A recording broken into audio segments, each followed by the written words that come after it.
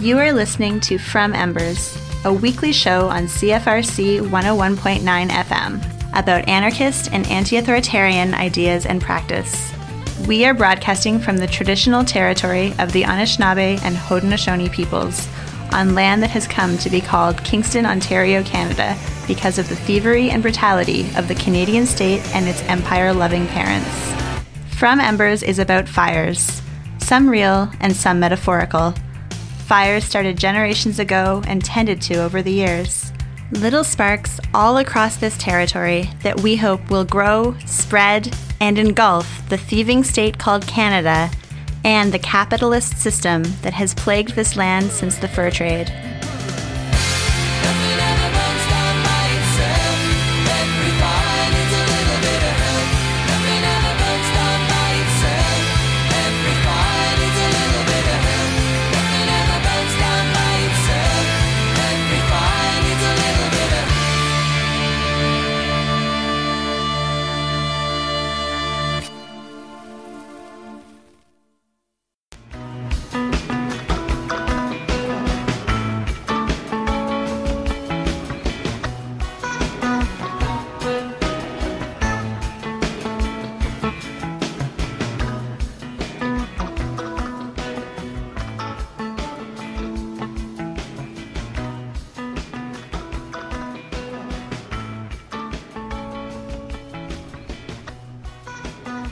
In the late 1970s, some anarchists and their fellow travelers bought a chunk of land near Maynooth, Ontario.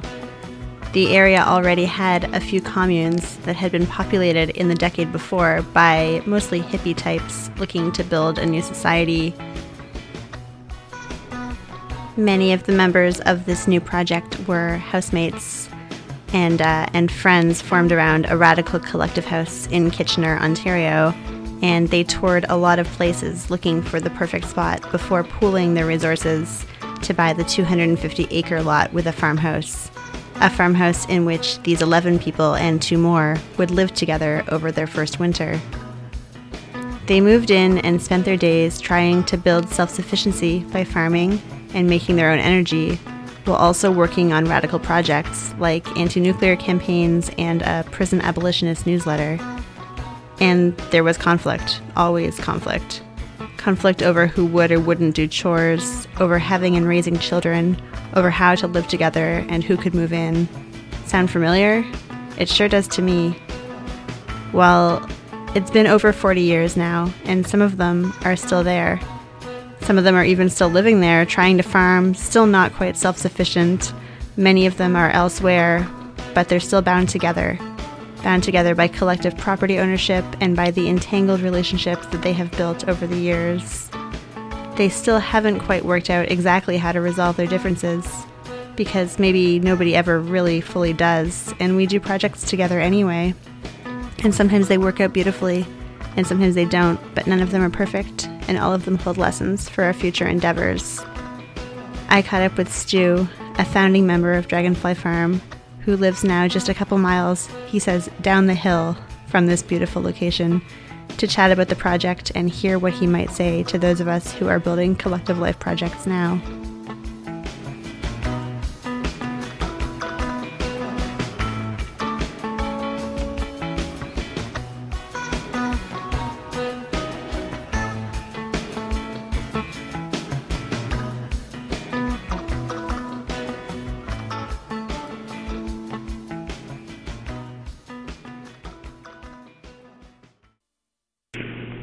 Okay, my name is Stu Vickers. I'm 69 years old, and yeah, I don't know what else to say. I started,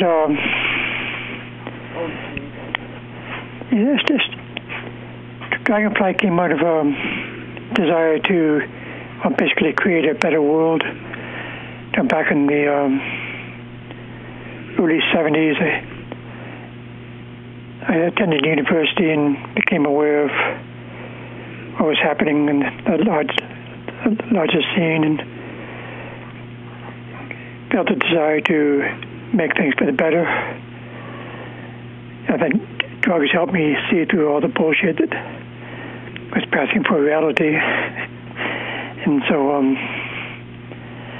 I dropped out of university and just started kind of gathering folks around me who also wanted to do the same thing. At the time, I was living in a co-op house in Kitchener, and during the 70s, Kitchener became like a lot of activities were happening. It's from the University of Waterloo. I had my beginnings in the University of Waterloo was already known for being a source of radicalism. Like there were sit-ins and office takeovers in the late 60s, along with all the other student power movements happening around the world in 1968. So when people ask you about your life, like, how do you describe Dragonfly Farm? Like, what is Dragonfly Farm? It's 250 acres of Algonquin territory that we, me and some friends, bought in 1978. My intention and some others, they wanted to become self-sufficient, like to be able to raise our own food and create our own energy. But when we bought the place, it already had the electricity, so the energy wasn't too important that time.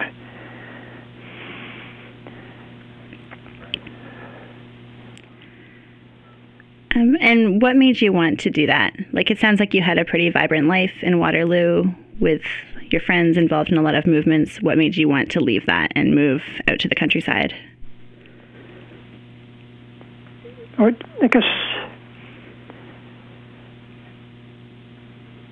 wanting to create our own system, basically, like in a city where, at the behest of all the systems that are already in place, whereas in the country we'd be more independent and able to make our own systems, like providing food and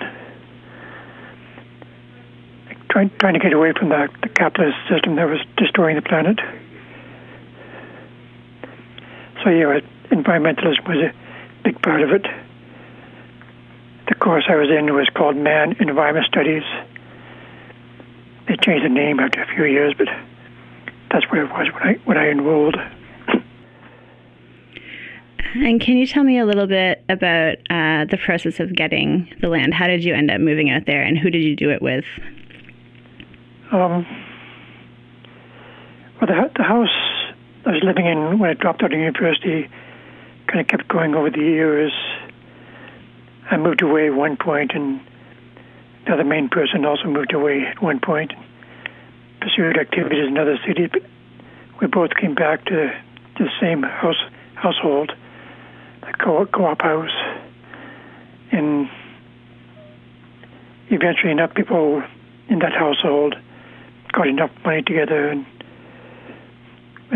with some financial help from one of the richer members, we were able to buy that 250 acres.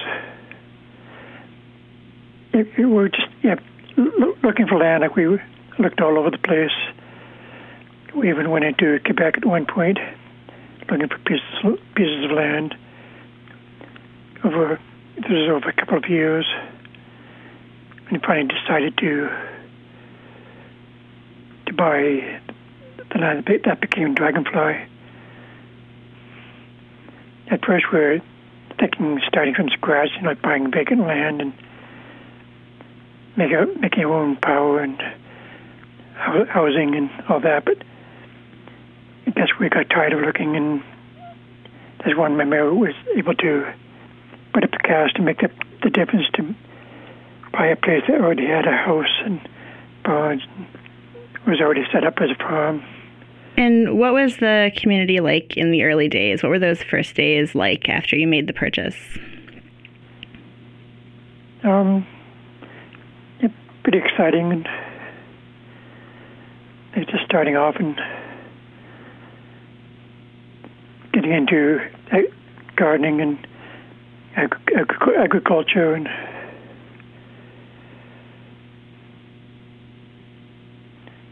becoming familiar with the surrounding community.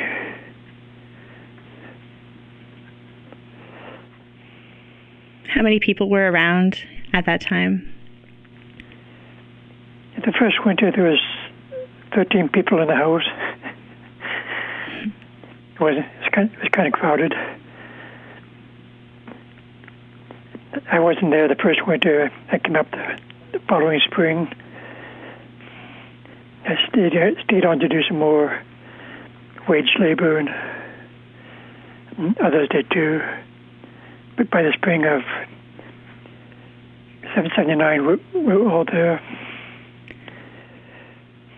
And what were the politics or values of that group? I guess myself and the other main person, who was with me at the first co-op house in 71, became anarchists over the years. Murray Bookchin influenced my thinking a lot.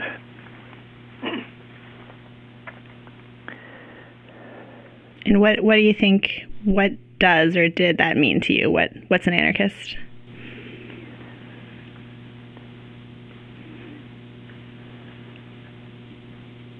I guess it's part of a movement of people, excuse me, people desiring to work on their own and without the state. Now, the state is founded on violence and classes, and with no respect for the environment. So, an anarchist is someone who wants to create a better world without the state. I guess that's the main point. Is there's no authoritarian structure using violence to enforce its projects. And how do you see moving in together out there as a way of expressing those politics?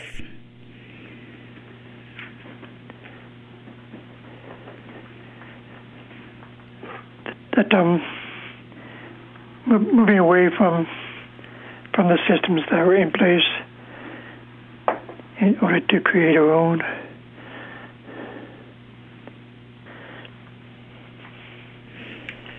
I guess, yeah, that land was important, providing resources for making life, food and shelter and all the basic necessities. And we didn't have to rely on the crop systems to do that, like we do at the beginning. But the plan was to move away from those systems. I think a criticism we often hear of back to the land kind of stuff is that it's withdrawing from important struggles. What do you say to that? Were you guys still connected to social movements that were happening elsewhere? Like, I know a lot of you were involved in anti-nuclear stuff beforehand. Did you think of it as quitting those movements, or did you see it as a contribution more? No, we were still contributing, just surrounded by nature when we were doing stuff, like maintaining connections with the movement, like by mail and participating in the movements happening around Bancroft. Like we had it's supporting of local resistance efforts, and still participating in the province-wide anti-nuclear movement and other struggles that were going on. One of our members became a prison abolitionist. Jim Campbell started a newsletter for prisoners, and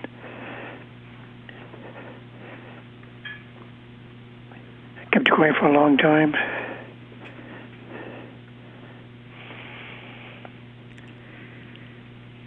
And this is, in the days before the internet, so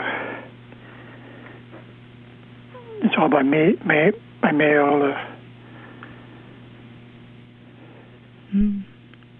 And did you have connections to people who were organizing, like in the city or in other places? Did people go back and forth? Yeah. We did. Toronto. Maintained ties with Toronto, and I guess mostly Toronto. Mm.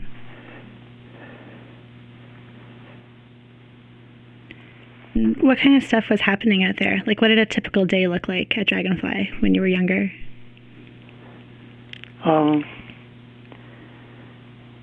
Getting up, putting a fire on in the cook stove, and milking the cow, and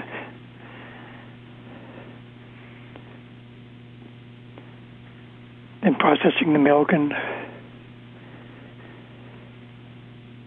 gardening, and maintaining the animals, and like fencing, and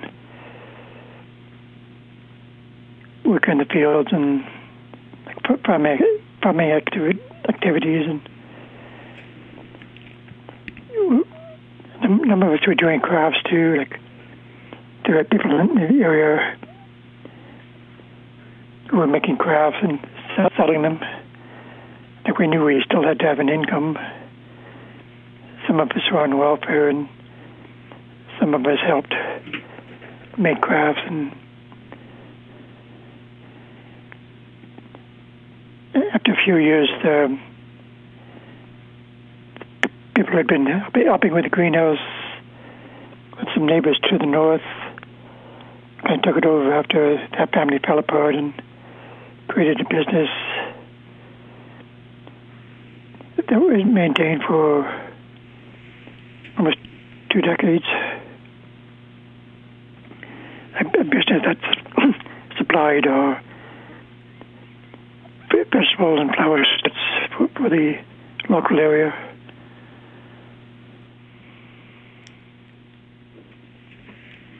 What did it feel like to make the transition to that kind of life after being kind of like urban radicals beforehand? I know, you were young, you'd lived in a big collective house in Waterloo. I know some of you were involved in like various activist kinds of things.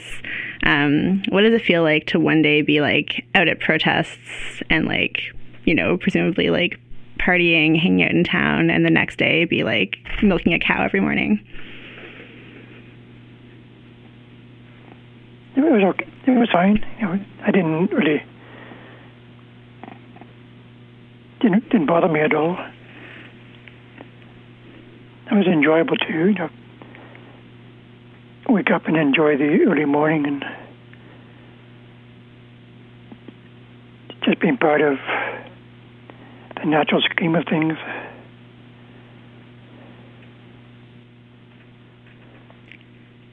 Did most of the people who initially were there that first year, all 13 of them, did they mostly stay for a long time, or did some people decide it wasn't for them and move on?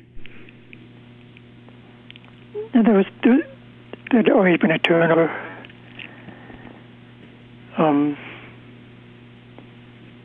Of the original people, only 2 of us are still involved. Me and Sunday.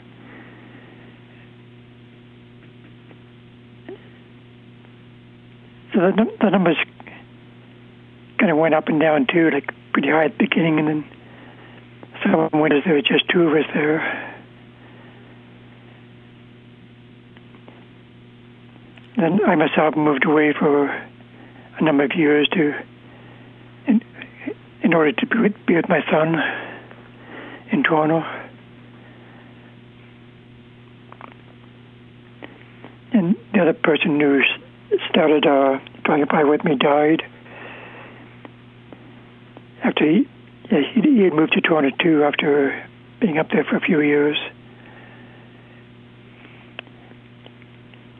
Yeah, he wrote an article for Kick It Over explaining his disappointment. It was titled, "Who Will Feed the Chickens?" Do you agree with that criticism? I mean, I've read that article. He sort of felt that people weren't prepared for the daily life, like the amount of work it would be to maintain a self-sufficient life up there. Did you feel that same way, or did you have a different perspective? No, it was true, but if you're just complaining, you just got to do what you can do on your own and get help if you need it. Do you think that, what do you do about that? What do you do if you feel like people aren't contributing and you're like doing all the work and you're the only person who's getting up to feed the chickens? How do you solve a problem like that?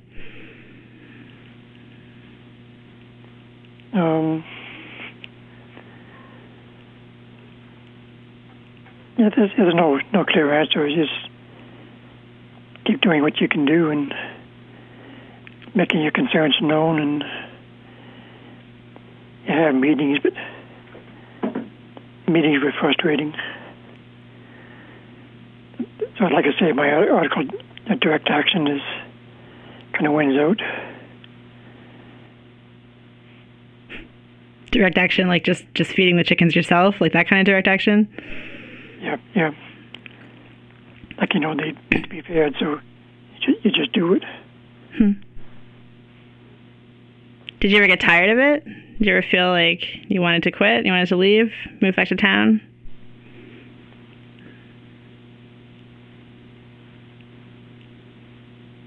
No, I like the lifestyle, and there was more interpersonal problems that drove people away, and I had to leave because of problems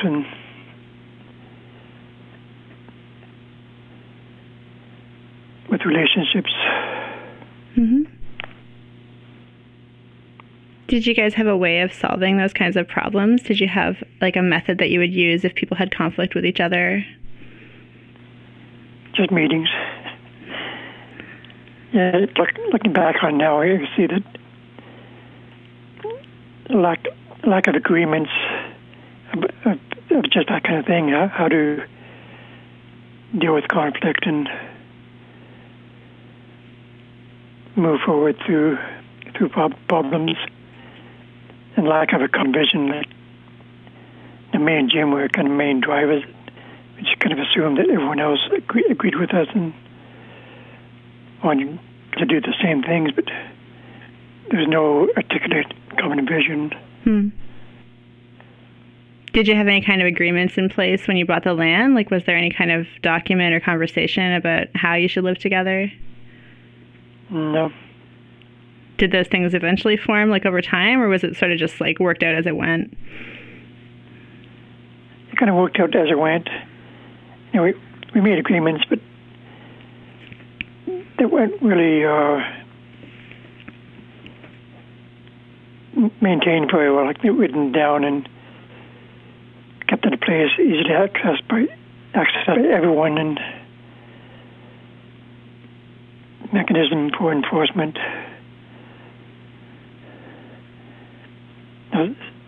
Sunday is sad that at this point we've had to rely on state to kind of solve problems for us.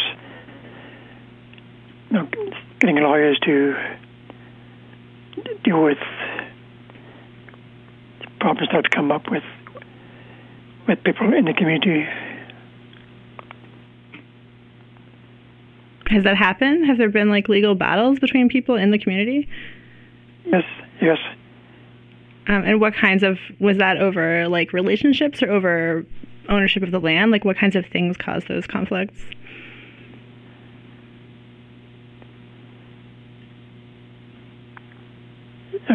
It's hard to say. Everyone has their own reasons, but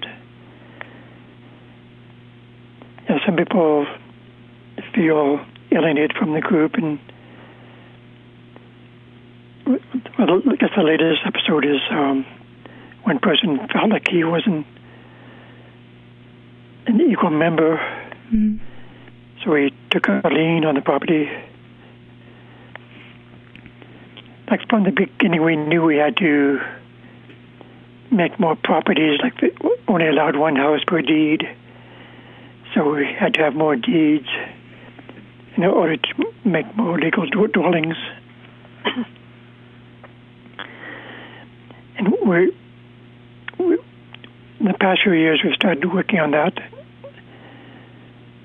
like getting lawyers to divide up the land. And there's been a number of changes over the years. Like two of the people who first started out with us wanted off the deed, so we'd go through a deed change that, and when the two people decided they didn't want to be on a deed, they want to be considered equal members. So for a while we were doing that, but these two people, whether proved to be problematic, like disrupting meetings over the course of a couple of years. And eventually we'd have phone meetings or teleconference meetings, and sometimes in person. Like we try to have one meeting a year in person. But there are a bunch of these meetings that nothing would happen because one of those three people would block consensus. We went to another model of decision making, which involved just people whose names were on the deed. But one of the two people who didn't want the names on the deed said they wanted to be on the deed after all, even though we were talking about making new deeds anyways. But he stuck to his guns and took out a lien on us, so we couldn't make any move without him being on the deed. So we had a meeting a few months ago on Labor Day, a couple of meetings, and we paid for mediators. Two guys from Toronto came up and made sure the meetings went well. And we were able to make decisions, but nothing has happened yet because, like any other meeting, things aren't followed up on. Did things like that come up over the years, like all along? Like earlier on, was there conflict? Like when people were all living there together, was there conflict in the community? How did that kind of stuff get resolved? Always. Yeah, there's always problems.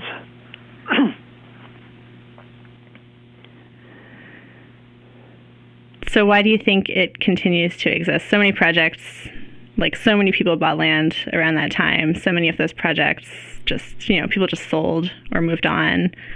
Why do you think this has been such a persistent community then, if there's always been so much conflict? Because we didn't want to sell. Like there was two main ways of owning land without going into a corporation or co-op: joint tenants and tenants in common. Joint tenants is just all the names on the deed, no order, no rights. It's just like being married. And the other one, tenants in common, is everyone has a share kind of marked out, and they can move their shares or whatever. Like it's equal shares, but I guess other communities had that, and people sold their shares or moved away, and there just wasn't interest in continuing to own the land. But in Dragonfly case, like, nobody wanted to sell. Like, that was one thing agreed upon at the beginning, was we're not going to sell. We're going to work things out until we don't have to anymore. So that's what the latest meeting was supposed to have accomplished. We're going to divide the land up so that there'd be 3 properties, which could be subdivided again later on. But we haven't reached that point yet. And is that for the purpose of people being able to sell their land? Well, they could, but even so, none of the new deed would be one person. I think all the people on the new deed still maintain the deal of not selling. You're listening to CFRC 101.9 FM, and you are listening to From Embers, your weekly anarchist radio show. And this week you are listening to my interview with Stu Vickers, a member of a long-running anarchist, radical, kind of hippie commune in just north of here, north of Bancroft, Ontario, called Dragonfly Farm. Here's the rest of that interview. Okay, so that's relationships among the people who are involved in the project. Did you have connections, like, with other people in the region? Did you feel yourself, or do you feel yourself a part of also a more local or regional community that extends beyond just the land, the project Dragonfly? Yeah, like, we're the last of the communes from that period of the late 60s and 70s. We were the last one in that area to buy land, and all the others have since folded, and most of them had folded by the time we got there. There's only a couple still active, and one is still owned collectively, even though all the people have changed since 1978. It's still owned collectively. And there's new co-op land in the area, especially around us. Like, people bought land because of our presence, like to be next to us, and so there's been a resurgence in the past 10 years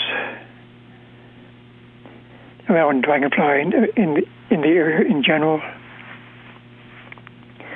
So the new people, want to become self-sufficient too, but they also get involved in different activities and organizing. Right now, the main active body is a transition town. There's a movement around the world. People are wanting to transition away from fossil fuel dependency. So we have a group going here, and mostly made up of people who are new to the area, and the main people are the ones who bought land next to us at Dragonfly.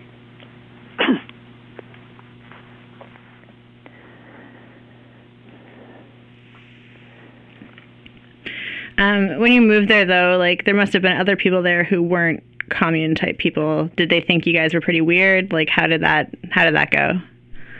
Yeah, there's still a division between the locals and the hippies.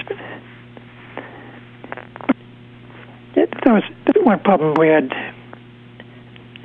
One of the faults about the beginning was distancing ourselves from people in the area. It wasn't really intentional, but we didn't try to interact with the locals, and we should have. Because a lot of them also wanted to be on their own, independent of the state, and to make do with what they have around them, raising animals and farming. And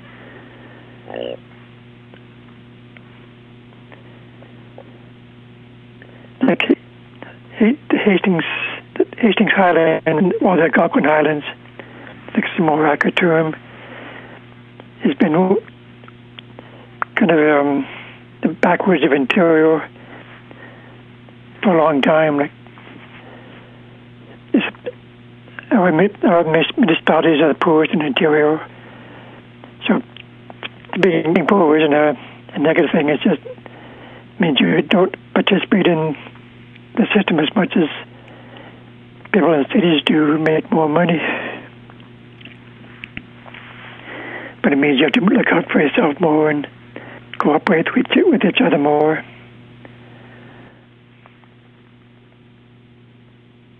So do you have friends? Like, did you make relationships with people, like individuals who weren't commune type people? Are there relationships across that divide? Do you have people you hang out with out there?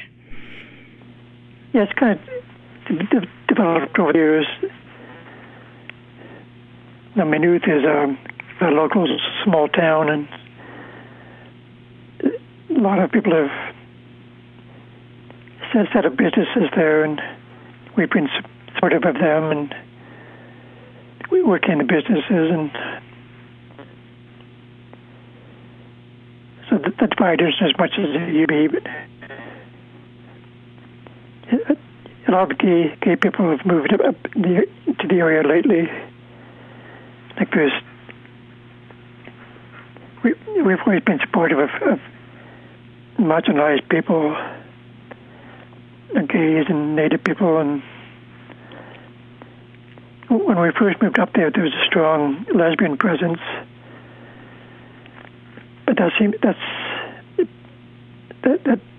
kind of abated. Like people, they moved away. There's not too many left anymore. Recently, there's been more gay men moving into the area. And we were, like the one couple used to host pride parades at his bed and breakfast for 20 years, and the last one there was like 300 people at it. At a space in the country. He's since moved into town and opened up an art gallery, and is part of the local business association. He and a member of Dragonfly, the woman who ran the greenhouse, were active in the business association and got things going. And other people who moved up because of us also got involved and got local events happening, like Maynooth Madness and other like group activities, like local events that everyone participates in.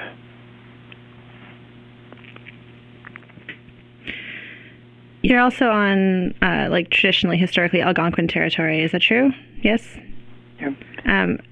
How did you feel about buying and settling on what is, like, stolen Algonquin land? Did you have, like, politics around colonialism or relationships with anyone Algonquin? Or, like, did you talk about that over the years at all? Not much. Just after we moved up there, I wrote a letter to the local, well, not too local, but only one I could find, chief, and asked him if we could deed the land to him, and he said, no, can't. We're in negotiations, can't do that. Mm-hmm. And we've maintained relations with a couple of people, Native people in the area. But you wanted to deed the land to an Algonquin community, so you must have had some politics. You must have had some feelings about owning Algonquin land then, right? Yeah, for sure. Like I like to refer to the land around us as Algonquin land rather than Crown land. Yeah, I knew that it doesn't really belong to the Queen. And we have a land acknowledgement at the beginning of the transition town meetings.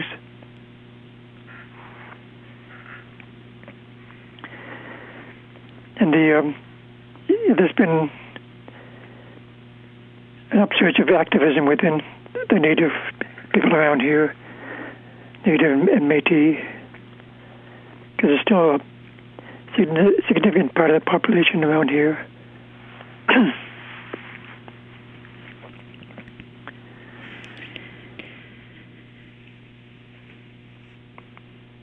A lot of people, I guess, seem to sort of like grow out of living in large groups and need more privacy over time, over their life. Do you think that's happened to you and the other folks around? Like, why do you still want to live out there, or don't you? No, for sure, that's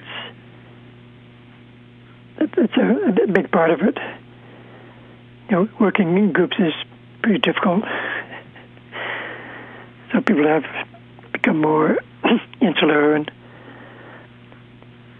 like right now there's 4 people living at Dragonfly, but each are on their own.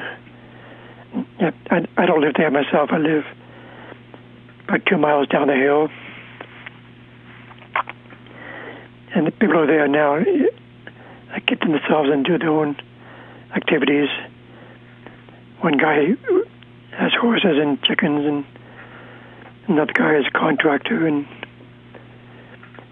one guy is a drunk, and one guy is a woodworker.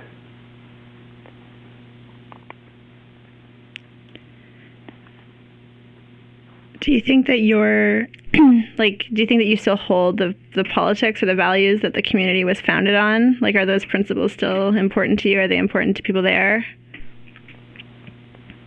Yeah, they're important to me, and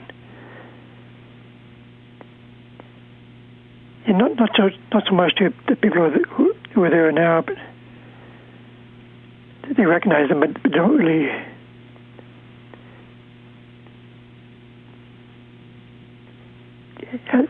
make it a high priority.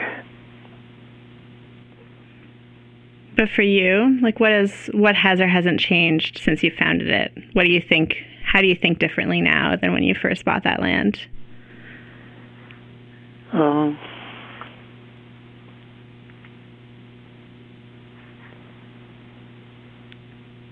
I think mostly I think the same way, but just have to operate differently, like more accommodating of the systems that are around, and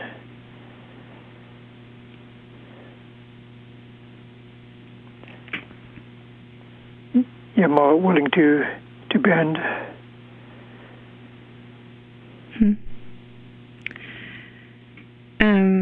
I think that there are people now in the anarchist or radical kind of world who are still talking about buying land, moving out together like that. Do you think people should do that? Do you think it's a good idea? Yep, for sure. And if you were going to do it now, what would you do that would be different from how you did it? Like, what advice do you have?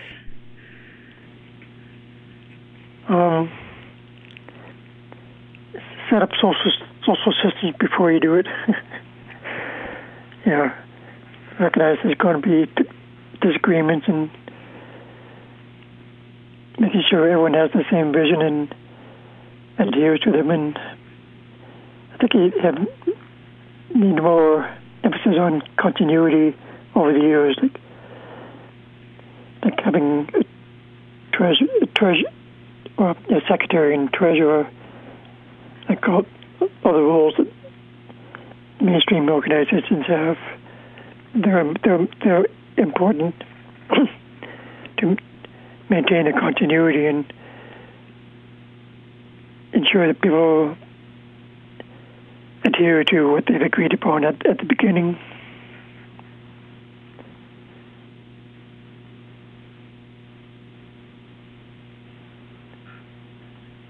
And just being more aware of internal dynamics and be prepared to deal with them. And it's kind of difficult because we've all been raised in the capitalist system, kind of individualism that capitalism demands of people.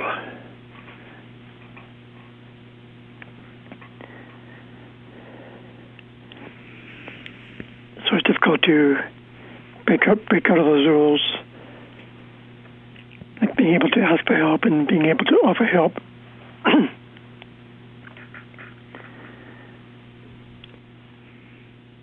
So why do you think it's still worthwhile for people to do this kind of project? Why should people live in community? Because the system's going to fall apart. I guess that's the other dimension of my desire to begin with.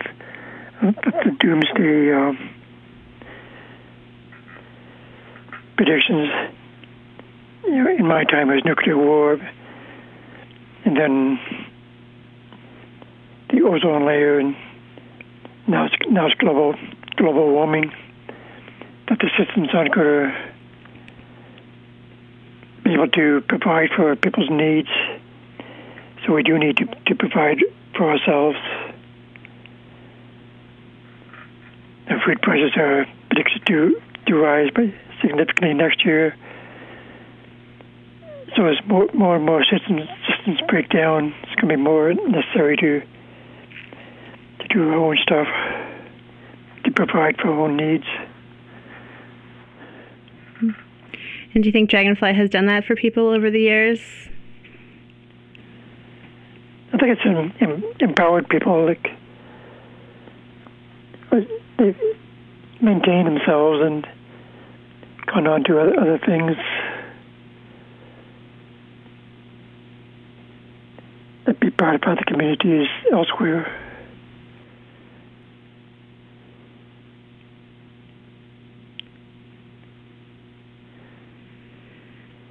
I read this article that you wrote like 16 years ago in 2003, but it was a retrospective on 25 years at Dragonfly.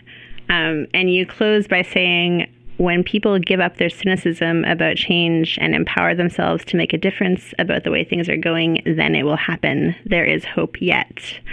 So since 2003, we've seen, a lot of things by many accounts get worse, right? Not better. The climate crisis is intense in ways that many people didn't predict it would be. In that article, actually, you were talking about a fascist takeover of the world's largest superpower, but you were talking about Bush Jr., and now there's Donald Trump in that same office.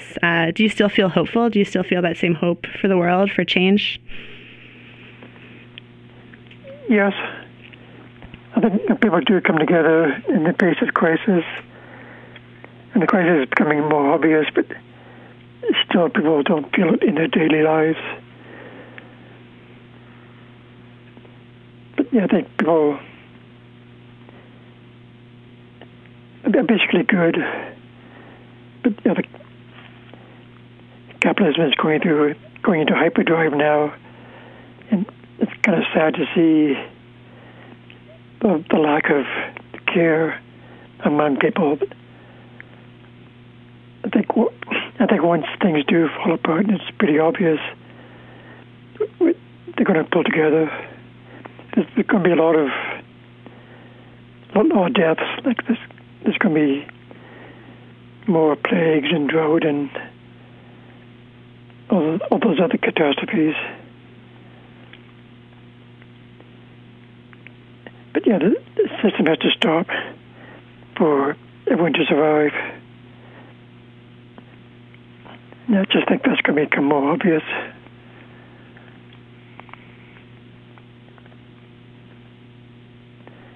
Capitalism is based on greed and just so completely unnatural. It's a cancer on the planet. What would you say to yourself if you could talk to yourself, like right before you bought Dragonfly? Expect the unexpected. Be more insistent on writing things down and getting agreements, and putting the lofty words into practice, and maintaining it over the years.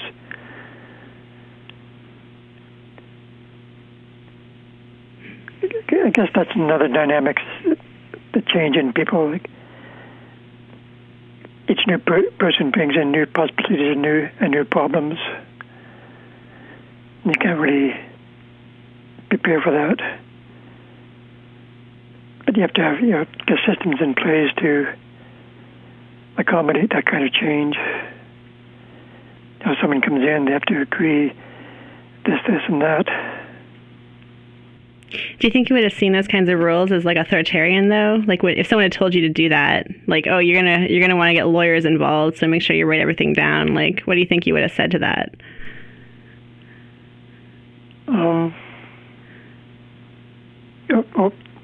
Never want to get lawyers involved, but I guess saying that the end point of failure, what happens when you don't work things out by yourself.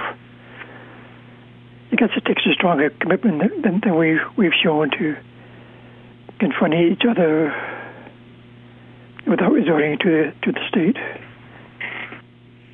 Can you think of like a favorite moment or story from Dragonfly that reminds you of why you did it? Like something that's like a time that was really great when you were there, or something that happened there that was like really funny or really, really good. Like, what do you think about when you're like feeling kind of despairing about the project that reminds you that you're not sorry you did it?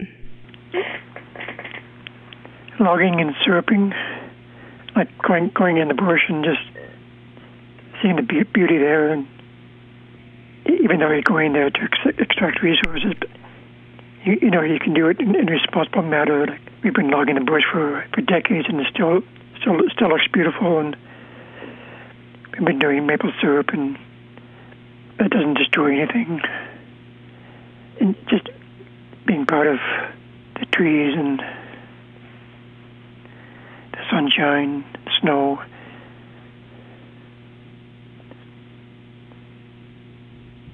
Just recognizing yourself as part of the cycles. Like the wood provides heat, and the trees provide sweetener. Is there anything I didn't ask you about that you were hoping to tell people about Dragonfly or about your life? It's just that it can be done, and there's a lot of problems, but a lot of beauty too. I think a lot of people, they want to do it, but it doesn't feel possible, right? It feels like they're never going to get the right people together at the right time in the right way. Yeah.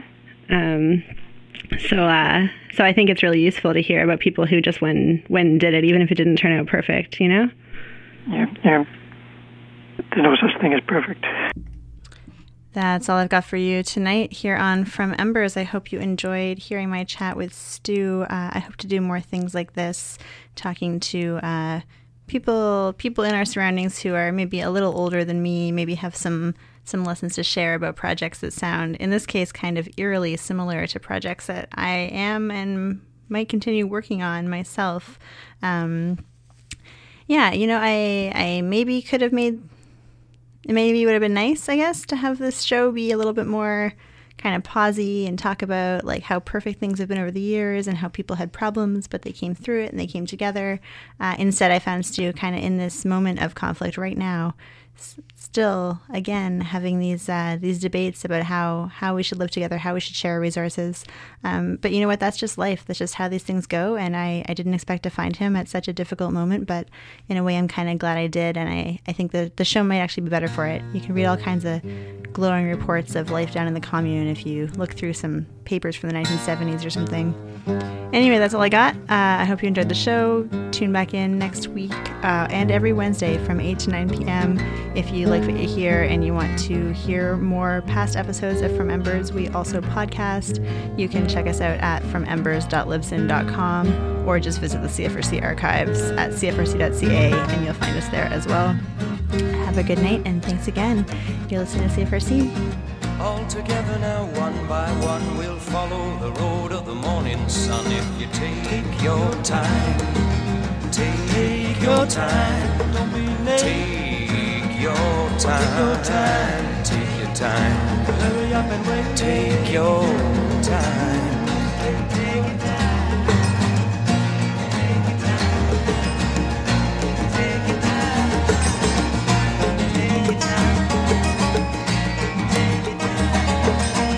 To be able to tie it together in order to see what to do.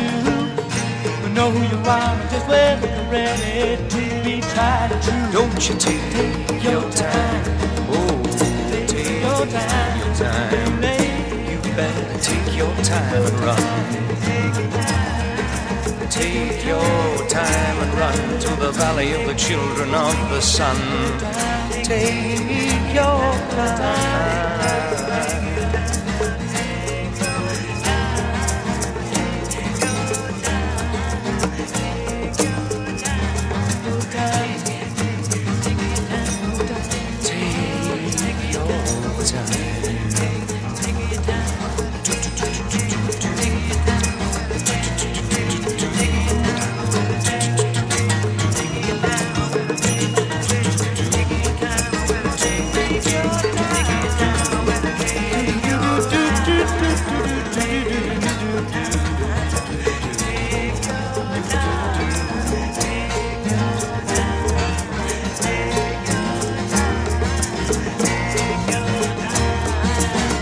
Got to be on the same time. You got to be on the mainland. You got to be on the daylight saving time. Daylight saving time. Won't you take your time? Take your time. Take your time and run. Take your time and run to the valley of the children of the sun.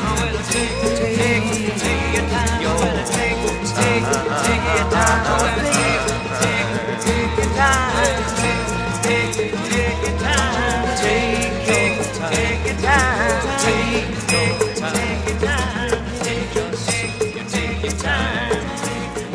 Buddy, don't take mine. Take your time. I don't have all the time. Take your time. Take your time. Join us for Kite Line, a weekly radio program on Channel Zero Network that focuses on issues in the prison system. With over 50 episodes already released, you can hear informative and riveting stories about the impact of prisons on people both inside and outside of the prison walls, and how they fight back. Kite Line is intended as means of communication between people across prison walls. Our goal at Kite Line is to amplify the voices of those within the prison system while encouraging dialogue with those on the outside. Hear us on the Channel Zero Network and visit our website for more information or previous episodes at kitelineradio.noblogs.org.